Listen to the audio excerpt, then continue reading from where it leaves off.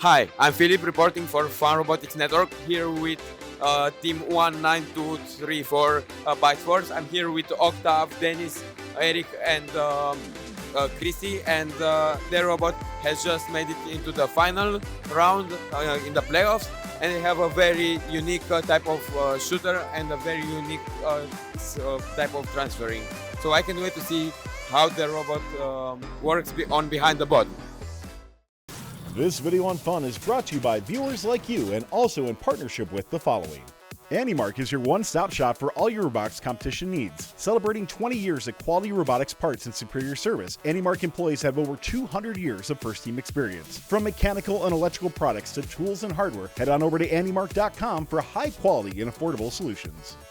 Founded by FIRST alumni, FRCTs understands what teams need. High-quality apparel fast. From t-shirts to jackets and more, with a free 14-day turnaround and faster options available, you can join 200-plus teams who are already saving. Get a free quote by scanning the QR code or going to frcts.com.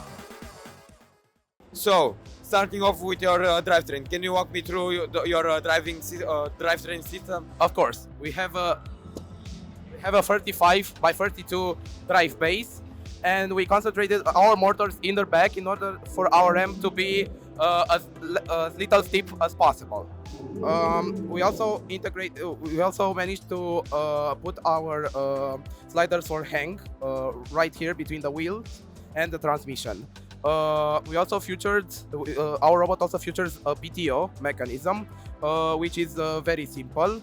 It is we have a mobile gear which is spring-loaded, and by simply releasing this servo right here, we can couple all the four motors of the drivetrain to the to the lift transmission, which is right here. Nice. Now jumping into your intaking system, can you please show us how your intaking system works? Yes, of course. We have this vectoring intake, but also which is also asymmetric. These mechanism wheels on the left side and on the right side, they help us collect the balls even if we touch them from the side, and they are biased towards the left, so if we go into a stack 3x3, we can collect them from the left first before going and collecting them from the right side. And at the same time, our motor intake is the one which pushes them towards the back of the robot, where to get them to the shooter, we use another motor here in the back to make sure that none of them are left behind and we can score effectively. I see. And I also see that you don't have any guides here on the drivetrain to redirect the ball into your transfer, into your RAM. How does that work for you? Does it work well, or do you feel like a kind of guide would help?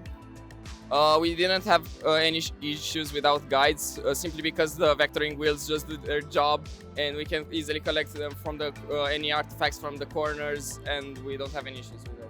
I see, that makes a ton of sense. Now jumping into your shooter system, can you please present to us how your shooter system works? Yes, we have here our fourth iteration of shooter. It is placed on a turret on a bearing stack. We use this servo under this with an overdrive first, then a reduction to move this in teleup and auto. We have two bare motors to move this flywheel, which has 600 grams of weight on it, and through a HTD3 transmission.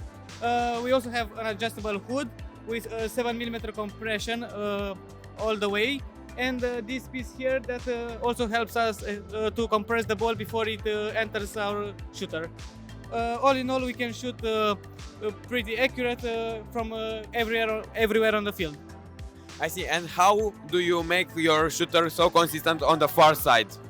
So we have a lot of measurements, and we found the perfect velocity and the perfect hood, so we can shoot it where we want, when we want. Now jumping into your automations, can you please describe what's going on the code side of your robot? Of course. So we leverage the Limelight 3A, with barocentric interpolation and Delaunay triangulation in order to locate the artifacts on the field, and we create groups of them to prioritize to prioritize bigger groups of artifacts over smaller ones. This allows us to make our FAR autonomous, very reliable and consistent across matches. I see. And how did you implement such an precise shooter during the teleop in the far zone? I see that your shooter is very precise. Is it something related to the code? Do you have any kind of compensation or something? We usually use the odometry on it with a GoBuilda location computer, and which tells us the location of our robot on the field, and as a point of reference we use the gate, and from that we aim towards the gate, and it's been really a lot of trial and error with testing and optimizing the coefficients of our algorithm to get the tracking perfect. I see. Now, what I also want to ask you is for your lifting mechanism, how do you power it so that it doesn't touch the field during the game? Because you described to me earlier that you have a PTO. How do you use it? Of course, when the PTO is disengaged, our sliders go down due to gravity. So because of that, we added a magnet here made out of neodymium, and it is directly attached to a GoBuilda beam.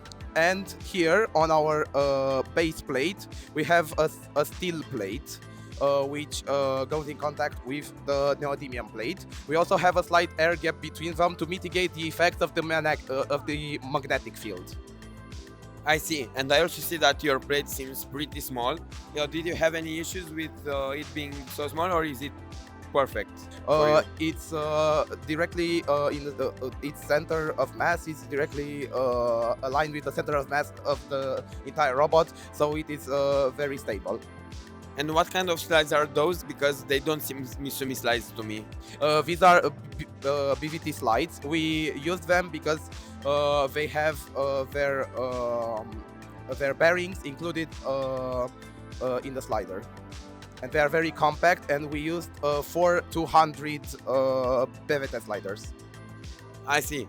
Thank you so much. I really like your robot. It seems incredible how you guys managed to pack so many things inside it, and all the automations are just insane. Your autonomous works so well, and I can wait to see how you will perform at the nationals. But for now, I'm gonna have to let it go. So thank you so much, ByteForce, and thank you all for watching. And I hope to see you again soon. I'm Philip reporting for FAR Robotics Network. Thank you.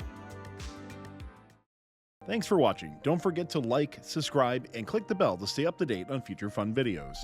Founded by FIRST alumni, FRCTs understands what teams need. High-quality apparel fast. From t-shirts to jackets and more, with a free 14-day turnaround and faster options available, you can join 200+ teams who are already saving. Get a free quote by scanning the QR code or going to frcts.com.